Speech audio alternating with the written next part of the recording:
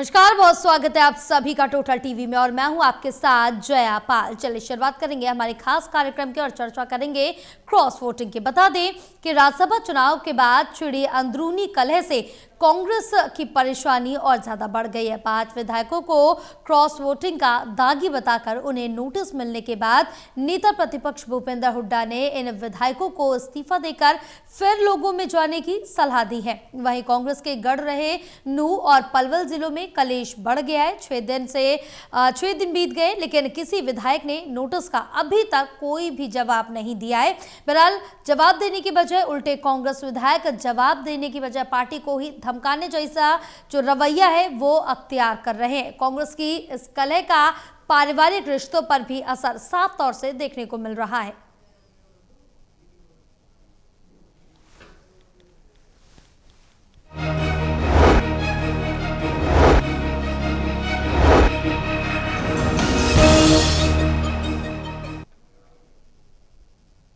तो आज उसी को लेकर चर्चा करेंगे। हमारे साथ खास मेहमान भी जुड़े हुए हैं। Associate editor doctor Mahesh Kumar हमारे साथ जुड़े, एसोसिएट एडिटर देवेंद्र कथुरिया हमारे साथ जुड़े हुए हैं, वरिष्ठ पत्रकार वीरेंद्र सोनीश्री हमारे साथ जुड़े।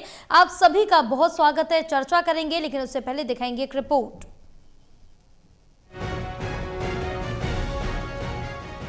2014 और इसके बाद भी बीजेपी और मोदी जी की हवा चलने के बावजूद गुरुग्राम से सटा नूह जिला और पलवल जिले की हथीन विधानसभा सीट हमेशा कांग्रेस का गढ़ रहे हैं। नूह जिले में तो आज भी तीनों विधायक कांग्रेस से हैं। नूह से लगातार तीसरी बार जीते आफताब अहमद, फिरोजपुर झिरका से लगातार दूसरी बार जीते कांग्रेस के विधायक मामन खान और पुन्हाना से मोहम्मद इलियास। मोहम्मद इलियास तो कई बार के विधायक हैं, हुड्डा सरकार में मंत्री भी रह चुके हैं। अब राज्यसभा चुनाव के बाद क्रॉस वोटिंग में नाम आने पर कांग्रेस के इसी गढ़ में कलेश छिड़ गया है। पुन्हाना के विधायक मोहम्मद इलियास के छोटे बेटे जावेद ने संकेत दिया है कि हालात ऐसे बने तो पिता इस्तीफा भी दे सकते हैं। मोहम्मद इलियास सीएम सैनी की तारीफ कर चुके हैं और वो बीजेपी में शामिल हो सकते हैं। वहीं हथीन से कांग्रेस विधायक मोहम्मद इजराइल के बेटे नाजिर चौधरी ने तो क्रॉस वोटिंग में नाम आने पर अपने पिता और चाचा से संबंध तोड़ लिए हैं। नाजिर का कहना है कि पिता ने ये ठीक नहीं किया, हमारा परिवार 5 पीढ़ियों से कांग्रेसी रहा है, यानी कांग्रेस के गढ़ में ही कलेश छिड़ गया है। हालांकि नेता प्रतिपक्ष भूपेंद्र हुड्डा का कहना है कि सब कुछ ठीक है, कुछ नहीं होगा। हुड्डा तो बादली के कांग्रेस विधायक कुलदीप वत्स के घर भी पहुंचे हैं, यानी डैमेज कंट्रोल तेजी से करने की कोशिश हो रही है। जहाँ तक पार्टी का सवाल है, नोटिस दिया है, 1 हफ्ते का टाइम दिया है, पार्टी एक्शन लेगी। लेकिन मेरा उनसे ये है, अगर किसी में है अपना इखलाक है तो इस्तीफा दे, जैसे पहले गए उन्होंने इस्तीफा दिया। अगर उन्होंने पार्टी नहीं किया है, पार्टी में आस्था नहीं है तो इस्तीफा दें, लोग दे देंगे जवाब। धोखा पार्टी से ज्यादा लोगों के साथ धोखा है, जहाँ जिन लोगों ने चुन के भेजा है उनको धोखा दिया। दे, लोगों के पास जाए, इस्तीफा दे के जाए। वहीं क्रॉस वोटिंग के लिए नोटिस पाने वाले रतिया के विधायक जरनैल सिंह का बयान आया है कि मैं सीएम से मिला हूं, कई और भी तो चोरी चोरी उनसे मिलते हैं, पर मैं पक्का कांग्रेसी हूं, कहीं नहीं जाऊंगा। देखिए, आप ये देख ना, सतयुग से लेके त्रेता से लेके द्वापर से लेके काम तो सारे होते आए। हम उनको पकड़ेंगे, अगर कोई घोटाला कर रहा है वो उसको ठीक करेंगे, ऐसा बात नहीं है। तो जनता है, जनता में तो 1,140 करोड़ का देश है ये। हरियाणा में 3 करोड़ है। अब सारे तो साधु संत नहीं है। इसी तरह नारायणगढ़ से कांग्रेस विधायक शैली चौधरी और साढौरा से रेणु बाला समेत 5 कांग्रेस विधायक 6 दिन से कहीं नहीं गए हैं, ना किसी ने नोटिस का जवाब दिया है, पब्लिक में भी नहीं गए, क्योंकि बात ही ऐसी हो गई है। Haryana bureau total news. अब जिस तरह से देखें कि कांग्रेस में अंदरूनी कलह साफ तौर से देखने को मिल रही है और ये कलह बढ़ती जा रही है। चलिए जवाब लेंगे हम, हमारे साथ देवेंद्र कथुरिया आपसे के पास सबसे पहले आएंगे, क्योंकि जिस तरह से देखिए इससे पहले हुड्डा भी मना कर चुके हैं कि कांग्रेस में इस तरह का कलेश नहीं है, लेकिन अब जब नोटिस भेजा गया, जवाब का इंतजार किया जा रहा है। जवाब देना तो दूर उन विधायकों को, उसके बाद यहाँ पर जो रवैया अपना रहे हैं धमकी वाला, वो कहीं ना कहीं कई बड़े सवाल खड़े कर रहा है।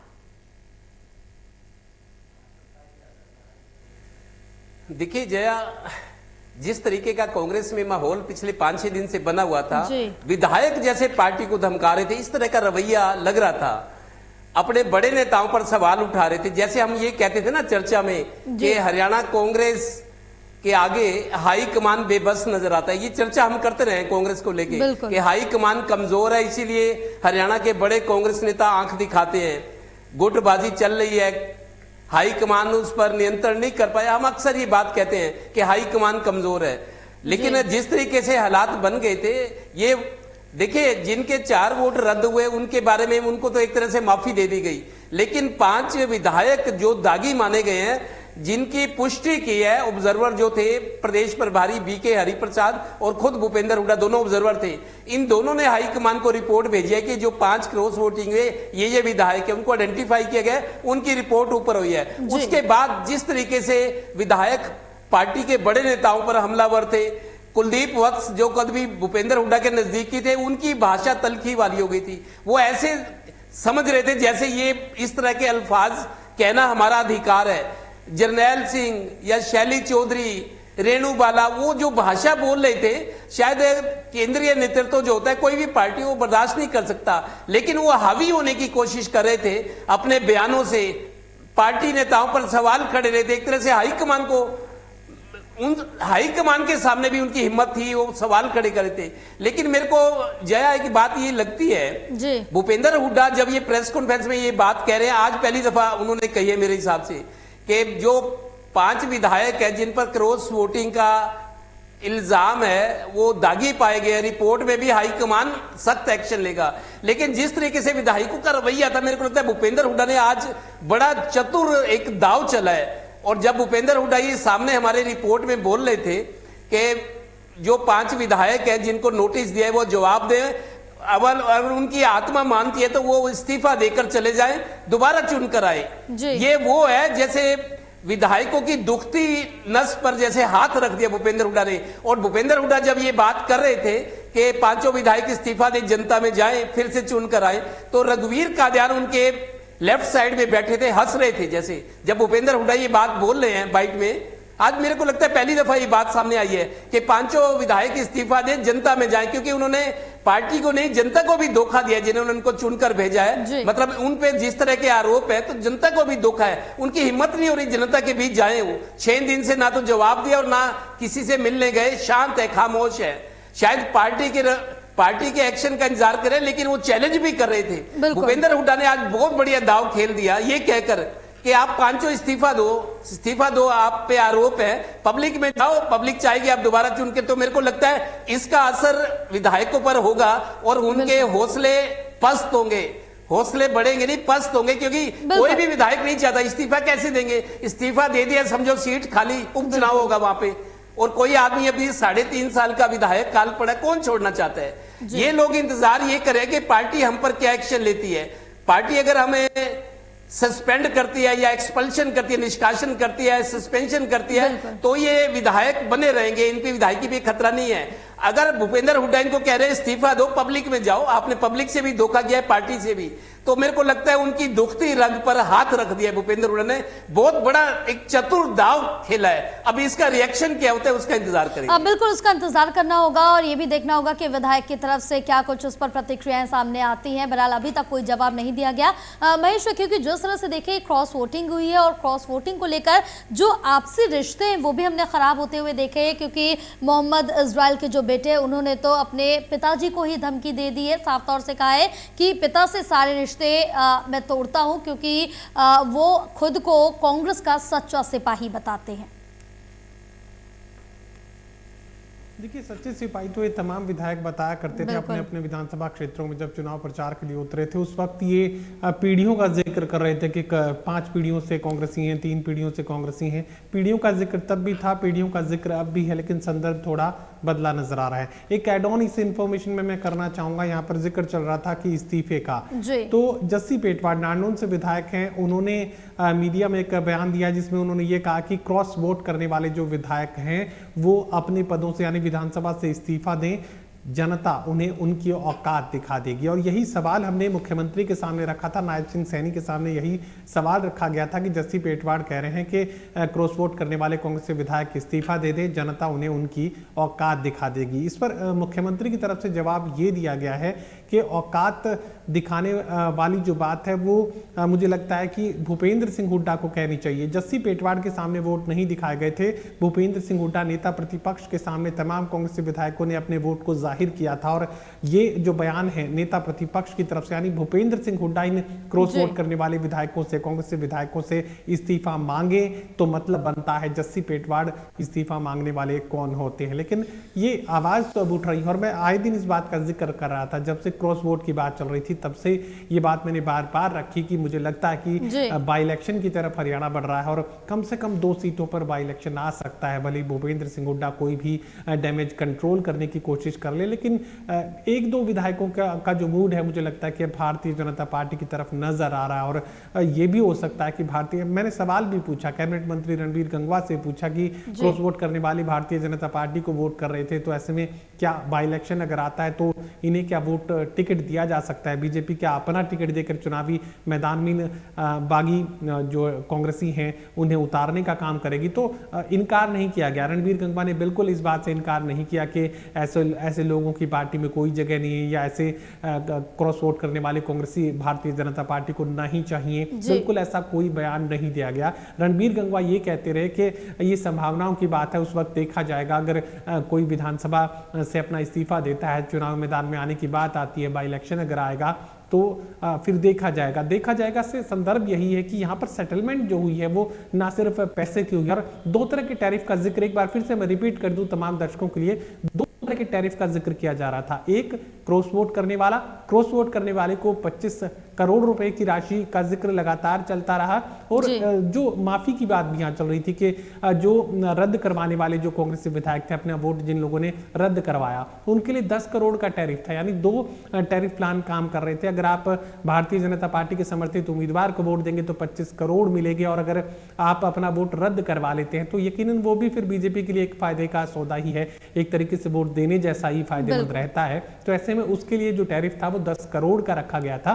तो ऐसे में अगर इल्जाम क्रॉस वोट करने वालों पर है तो इल्जाम इन रद्द करवाने वालों पर भी उतना ही बड़ा है। और विनेश फोगाट तो ये कह भी चुकी है कि गुनहगार अगर क्रॉस वोट करने वाले हैं तो गुनहगार उतने ही बड़े गुनहगार वोट रद्द करवाने वाले भी हैं, कोई गलती में वोट रद्द नहीं करवाया गया। तो मानकर चलिए कि अभी इस्तीफे की आवाज जो है वो उठने लगी है। और ये जो क्रॉस वोट करने वाले विधायक थे, ये जो अपना वोट रद्द करवाने वाले विधायक थे, जनता के बीच जाने की हिम्मत नहीं जुटा पा रहे हैं। वजह क्या है? 25 करोड़ के आरोप लगे हैं और जनता ये मान लेगी कि 25 करोड़ रुपए में उनका विधायक बिका है। तो ऐसे में ये जो बिक्री की बात है, ये चिंता की बात इन विधायकों के लिए बनी हुई है और यही वजह है कि ये तमाम विधायक अब पब्लिक में नहीं जा पा रहे। जी बिल्कुल, कहीं ना कहीं लेकिन जो विधायक है, कांग्रेस विधायक, वो भी यहाँ पर अपनी ही पार्टी के अंदर जो स्थिति है, जो व्यवस्था है, वो खराब होती हुई साफ तौर से नजर आ रही। क्योंकि विनीत जी आपके पास आऊंगी, क्योंकि साफ तौर से जहां जवाब मांगा जा रहा है वहां जो विधायक है वो पार्टी को धमकी दे रहे हैं। साफ तौर से उनका ये कहना है कि क्रॉस वोटिंग वाले से आप जवाब मांग रहे हैं, उन पर कार्रवाई कर रहे हैं, लेकिन जिन्होंने वोट रद्द कराए हैं उन पर भी कार्रवाई हो। देखिए, बड़ी स्पष्ट सी बात है जी कि जिन लोगों ने क्रॉस वोटिंग की है उनमें इतना नैतिक साहस नहीं हो रहा वो आकर कह सकें कि हाँ, मैंने अपने अंतरात्मा की आवाज पर वोट किया है। ठीक है, अब इसमें पार्टी विप तो लागू होता नहीं है, एक नैतिकता है। जो पार्टी का प्रत्याशी होता है उसको जिताना, उसके पक्ष में वोट करना एक नैतिक जिम्मेदारी है, पार्टी विप नहीं है। अब देखिए, सभी कह रहे हैं क्रॉस वोट करने वाले, मैंने तो भूपेंद्र सिंह हुड्डा को दिखाकर वोट दिए थे, मैं तो कांग्रेस का सच्चा सिपाही हूँ। लेकिन देखिए, ये जो सफेद झूठ बोला जा रहा है, राज्य की जनता भी इसे बखूबी समझती है। पता नहीं ये विधायक किसको बेवकूफ बनाने का प्रयास कर रहे हैं कि मतदाता जो है वो सब जानता है भाई इन्होंने अगर कोई क्रॉस वोट किया है, अगर इनका जी। हृदय परिवर्तन हुआ है तो ये बात ठीक है, किसी ना किसी लालच में, प्रलोभन में हुआ है। ऐसे तो हुआ नहीं, ऐसे रातों रात इनका भारतीय जनता पार्टी के प्रति प्रेम जाग गया, ऐसा तो हुआ नहीं है। अगर इतनी बात की तो पहले क्यों नहीं हुआ, तो चुनाव के समय ही क्यों हुआ? तो निश्चित रूप से स्वार्थ तो है ही है, प्रलोभन भी है ही है। हालांकि ये देखिए, ये अभी काल्पनिक बातें हैं, क्या डील हुई इसमें कोई मतलब ठोस प्रमाण तो है नहीं, लेकिन राज्य की जनता जानती है, अतीत भी इसका एक साक्षी रहा है। तो ऐसे में देखिए, जो लोग पहले भी जाते रहे, जिन्होंने अपने जी। अंतरात्मा की आवाज पर वोट किया, कुलदीप बिश्नोई ने कहा था मैंने अपने अंतरात्मा की आवाज पर वोट किया, तो उन्होंने इस्तीफा भी दिया। तो इस तरह से इन लोगों को नैतिकता के आधार पर इस्तीफा देना चाहिए। हमें कारण बताओ, जो नोटिस है उसका जवाब यही आएगा जी। कि मैंने जो है कोई पार्टी के अनुशासन का उल्लंघन नहीं किया। भूपेंद्र सिंह हुड्डा जो ऑब्जर्वर थे, जो पार्टी के थे, उनको दिखाकर वोट दिया है।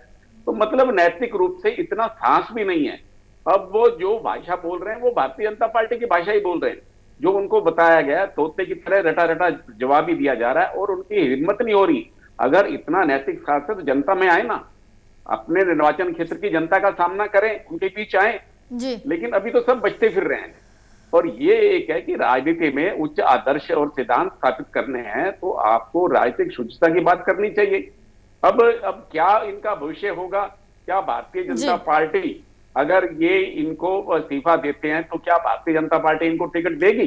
तो ये बात तो देखिए पार्टी के संसदीय बोर्ड और रणनीतिकारों का है, तो क्या फैसला लेती है, क्या स्थिति बनती है। लेकिन एक बात है कि हरियाणा की राजनीति से फिर कलंकित हुई है। जी। क्रॉस वोट से दूसरे राज्यों की भी ऐसी परंपराएं रही हैं, लेकिन हरियाणा में इस तरह की बात होना, और ये एक इसका परिणाम आगे चलकर होगा। और जहां तक कांग्रेस की बात, देखिए कांग्रेस में जिस तरह का एक दूसरे पर छीटाकशी हो रही है, एक तरह से अविश्वास का वातावरण बना है, और ये जिन्होंने वोट को जो रद्द हुआ है किसी तकनीकी कारण से हुआ हो, या उनकी अपनी मंशा रही हो, या सुनियोजित रणनीति रही हो, लेकिन एक अविश्वास का वातावरण बना है। तो इस अविश्वास के वातावरण को कैसे दूर किया जाए, तभी ये संभव है जब कांग्रेस कठोर कार्रवाई करे, ताकि दूसरों को भी संदेश मिले। ये बात ठीक है कि इस समय कांग्रेस को नुकसान होगा, लेकिन कांग्रेस को अगर दीर्घकालीन अपने हित देखने हैं तो कठोर कार्रवाई करनी पड़ेगी। अगर ढोलमोल नीति रही तो फिर कांग्रेस में ऐसा ही चलता रहेगा। तो कांग्रेस में जो एक नई जान फूकनी है, जो नए खून को आगे बढ़ाना है, जो एक उत्साह का संचार करना है, तो एक कठोर कार्रवाई, अनुशासनात्मक कार्रवाई की आवश्यकता है। इसको पार्टी को अपने जो स्थानीय कारण है, जो तत्कालिक कारण है, जो तत्कालिक लाभ है, उसका मोह भी त्यागना होगा।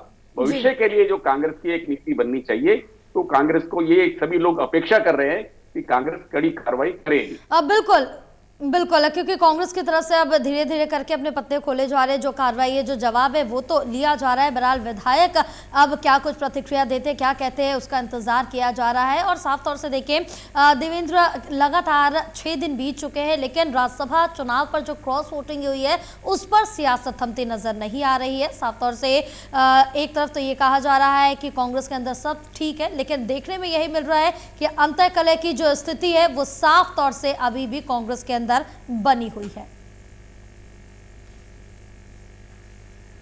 देखिए जया, जिस तरीके से राहुल गांधी ने हरियाणा वाला जो संगठन का मामला था अपने हाथ में लिया, ये कहा जिला अध्यक्ष पावरफुल होंगे, युवा होंगे, मतलब जो एक खाका खींचा था कि कांग्रेस अब बदले जमाने की कांग्रेस होगी। बहुत कुछ कहा गया था, कांग्रेसियों में काफी मतलब जोश भी पैदा हुआ जब राहुल गांधी ने हरियाणा का मसला, चंडीगढ़ आए थे, बैठकें ली, दिल्ली में भी ली, तो लगा था कि कांग्रेस का कायाकल्प होगा, कायाकल्प। लेकिन वो कायाकल्प अभी तक तो नजर नहीं आया है। लेकिन इस एपिसोड के बाद राज्यसभा चुनाव में भले ही कांग्रेस जीत गई है, लेकिन जश्न बनाने का मौका भी नहीं मिला, क्योंकि सामने बातें ऐसी आ गई। ऐसी स्थिति में देखिए कांग्रेस को अपनी पर क्रेडिबिलिटी रखनी है, संगठन की मजबूती। देखिए कड़वे घूंट पीने पड़ते हैं आदमी को। डॉक्टर के पास भी जाओ तो अगर सेहत अच्छी चाहिए तो आपको इंजेक्शन भी लगवाने पड़ेंगे, ग्लूकोज चलवाना पड़ता है और कैप्सूल भी खाने पड़ेंगे। तो देखिए कड़वा घूंट तो पीना पड़ेगा, उसके आगे चलकर अंजाम आपके पक्ष में आएंगे। अगर ये मामले को ये देखे, भूपेंद्र हुड्डा ने जो आज कह दिया कि इस्तीफा दे दे, इस्तीफा तो कोई देने को तैयार नहीं। दरअसल 6 दिन में पार्टी का रुख देख रहे हैं, पार्टी क्या एक्शन लेती है, उसके बाद वो अपनी रणनीति बनाएंगे। 6 दिन तो हो गए, 1 ही दिन रह गया। अगर इस्तीफा देने वाले होते तो नैतिकता के आधार पर, देखिए ये भूपेंद्र हुड्डा, आपको बताता हूं एक बात जया, भूपेंद्र हुड्डा जब मुख्यमंत्री थे, एक जिलेराम शर्मा मुख्य संजय सचिव थे, ओम प्रकाश जैन पानीपत से मंत्री, उन पर मर्डर के आरोप लगे थे, किसी पूर्व सरपंच का मर्डर करनाल में हुआ था। भूपेंद्र हुड्डा ने उनसे इस्तीफा मांग लिया था, भी आप इस्तीफा दो, तब सरकार थी, मुख्यमंत्री थे। ऐसे ही जो सिरसा वाले जो विधायक, मैं नाम जरा स्लिप हो गया, लेकिन गृह मंत्री थे, उन पर जब मर्डर केस में आया तो भूपेंद्र हुड्डा ने उनसे भी इस्तीफा ले लिया था कि आप इस्तीफा दो। अब फिर भूपेंद्र हुड्डा इस्तीफे वाला दाव इन विधायकों पर खेल रहे हैं, और कोई विधायक इस्तीफा देने को तैयार नहीं, क्योंकि सीट रिक्त मानी जाएगी, उपचुनाव होगा, पता नहीं फिर क्या होगा। तो सिर्फ पार्टी के स्टैंड का, पार्टी के एक्शन का इंतजार कर रहे थे। बिल्कुल, यहाँ पर पार्टी के एक्शन का इंतजार किया जा रहा है, लेकिन आने वाले वक्त में देखना होगा कि क्या कुछ एक्शन लिया जाता है। और महेश, क्योंकि जिस तरह से देखिए, एक तरफ तो नेता विपक्ष भूपेंद्र सिंह हुड्डा कह रहे हैं कि पार्टी में सब कुछ ठीक है, दूसरी तरफ आप इस्तीफा मांग रहे हैं, और आपके जो विधायक है वो जवाब देने के लिए तैयार नहीं है। जो स्थिति है इस समय कांग्रेस की, काफी ज्यादा डामाडोल नजर आ रही है। संक्षिप्त में जवाब लेंगे। देखिए, हुड्डा के कहने से सब कुछ ठीक नहीं होगा। हुड्डा अगर यहाँ सब कुछ ठीक जैसी तस्वीर पेश करना चाहते हैं तो फिर क्रॉस वोट क्यों हुआ, फिर वोट रद्द क्यों हुए, फिर बाल बाल जो है राज्यसभा में कांग्रेस पार्टी का उम्मीदवार जीत की मंजिल पर क्यों पहुंच पाया। तो ये मानकर चलिए सब कुछ ठीक तो पहले भी नहीं था। विधानसभा चुनाव हारने की सबसे बड़ी वजह वही थी कि कांग्रेस पार्टी में सब कुछ ठीक नहीं था। और मुझे लगता है कि अब विधायक दल जो कांग्रेस पार्टी का था वो भी अब टूट की तरफ एक तरीके से बढ़ता नजर आ रहा है, और हो सकता है कि आने वाले कुछ दिनों में आपको इस्तीफे भी देखने को मिले, और उसके बाद बाई इलेक्शन की आहट भी हरियाणा में सुनाई दे सकती है। हाँ बिल्कुल, ये तो आने वाला वक्त ही बताएगा कि अब कौन कौन से जो विधायक हैं इनमें से वो इस्तीफा देते हैं या फिर पार्टी की तरफ से कुछ स्ट्रिक्ट एक्शन लिया जाता है। वीरेंद्र जी, क्योंकि यहाँ पर कांग्रेस की स्थिति अगर हम पहले के मुकाबले में अभी भी कंपेयर करें, क्योंकि कांग्रेस ने काफ़ी ज़्यादा प्रयास किए हैं, चाहे वो जिला स्तर पर हो, अपना संगठन बनाना हो, तमाम प्रयास किए जा रहे हैं, लेकिन अभी भी कहीं ना कहीं कांग्रेस जहाँ की तहाँ खड़ी हुई इस राज्यसभा चुनाव के बाद नजर आ रही है। देखिए, जिन विधायकों के वोट रद्द हुए जी, उनकी सुनियोजित रणनीति थी, उनके पीछे भारतीय जनता पार्टी थी क्या, तो एक अविश्वास का वातावरण बना है, तो ये बना रहेगा। देखिए, भूपेंद्र सिंह हुड्डा कांग्रेस को बचाने की कोशिश कर रहे हैं, लेकिन अब कांग्रेस में जो एक सिर फुटोबल की स्थिति बनी हुई है वो वैसी की वैसी है। देखिए, भूपेंद्र सिंह हुड्डा ने जो कुछ नाराज विधायक थे उनको मना भी लिया है, लेकिन अब जो ये अविश्वास पनपा है, जो भी एक तरह का एक दूसरे के प्रति, भाई वो वोट रद्द करवाने वाले कौन लोग थे। तो देखिए, अगर तकनीकी आधार पर आरोप के कारण रद्द हुए वो बात अलग है, और जिन्होंने जानबूझकर बिंदी लगा दी है, अपने हाथ में बिंदी का निशान लेकर गए और वहां पर बिंदी चिपका दी, तो मतलब इस तरह से एक अविश्वास का वतन बना है। देखिए, एक वोट भारतीय जनता पार्टी का भी जो है रद्द हुआ है, लेकिन वहां कोई चर्चा नहीं है। ये जिसका वोट रद्द हुआ है उसके नाम का भी मालूम नहीं है। ये बात ठीक है, जिनके वोट रद्द होते हैं उनकी जानकारी नहीं आ पाती, लेकिन जिनके वोट पर आपत्ति की गई है, परमवीर सिंह के वोट पर आपत्ति की थी, उनका रद्द हुआ है, तो बाकी की जानकारी नहीं है। तो ऐसे में अविश्वास पनपा है, और इस अविश्वास के कारण कांग्रेस में लंबे समय तक एक तरह से उहापोह की स्थिति रहेगी, एक अविश्वास का वातावरण रहेगा। तो ऐसे में कांग्रेस को एकजुट रखने में भूपेंद्र सिंह हुड्डा की क्या नई भूमिका हो सकती है, और ये जिम्मेदारी सबकी है, अकेले भूपेंद्र सिंह हुड्डा की नहीं है, कुमारी शैलजा की भी उतनी है, रणदीप सुरजेवाला की भी उतनी है। तो इसलिए अगर ये कांग्रेस के सभी नेता एकजुट होते हैं, हालांकि इसकी संभावना नहीं है, तो लगता है कि कांग्रेस में सब ऐसा ही चलता रहेगा। बिल्कुल, क्योंकि जो पहले स्थिति बनी थी कहीं ना कहीं अभी भी वही कांग्रेस में नजर आ रही है, अविश्वास लगातार पार्टी के अंदर बना हुआ है। बहरहाल आप सभी का बहुत शुक्रिया पूरी चर्चा के लिए। और जिस तरह से देखे कि हरियाणा राज्यसभा चुनाव में जब क्रॉस वोटिंग हुई है, जिन जिन विधायकों के नाम सामने आए हैं, उसके बाद से लगातार कांग्रेस में अंतःकलह साफ तौर से देखने को मिल रहा है। और इसके साथ ही जहां कांग्रेस ने जवाब मांगा है, जवाब के बजाय धमकी पार्टी को मिल रही है कि जिन विधायकों के वोट रद्द हुए, पहले आप उनसे जवाब दीजिए, उन पर कार्रवाई कीजिए। लेकिन आने वाले वक्त में देखना होगा कि पार्टी की तरफ से क्या कुछ कार्रवाई की जाती है। रुकेंगे एक छोटा सा ब्रेक के लिए।